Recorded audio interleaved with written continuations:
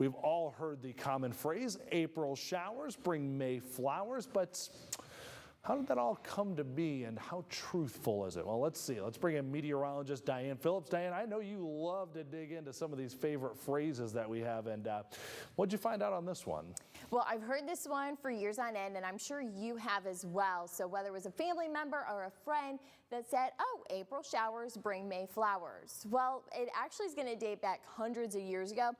And we have the origin country back into the United Kingdom. So that's where we had it developed. And it really actually started off of a poem. A poet wrote that in a poem. And so that's where the saying came to be. Now, as far as it being fact or fiction, with our climate, typically we see some warmer temperatures, and with the showers, we do then come May, really start to see those flowers start to come in, also that spring bloom.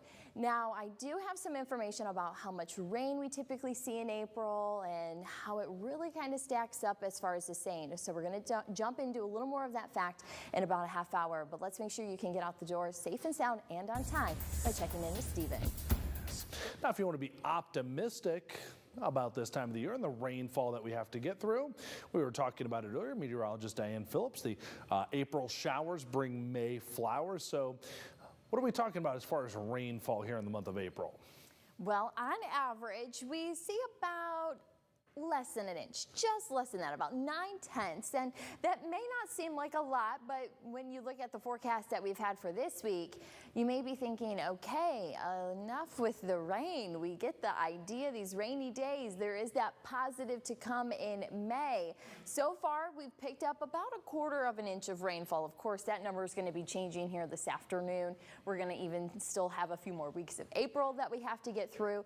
So you may be thinking, okay, about an inch of rain in April, that is a comfortable amount, but it's actually not our wettest or even soggiest month on average. Typically, that's in June when we're talking summer thunderstorms, when we see those heavy downpours. So though April might be a little gloomy, a little bit rainy, we still have some wet weather to get through once we get into the we'll say beginning of our summer season. So we are not done with the wet weather yet. So just keep those umbrellas ready to go all summer long. If you're headed out the door this morning, we'll turn it over to Steven Jackson with your traffic tracker.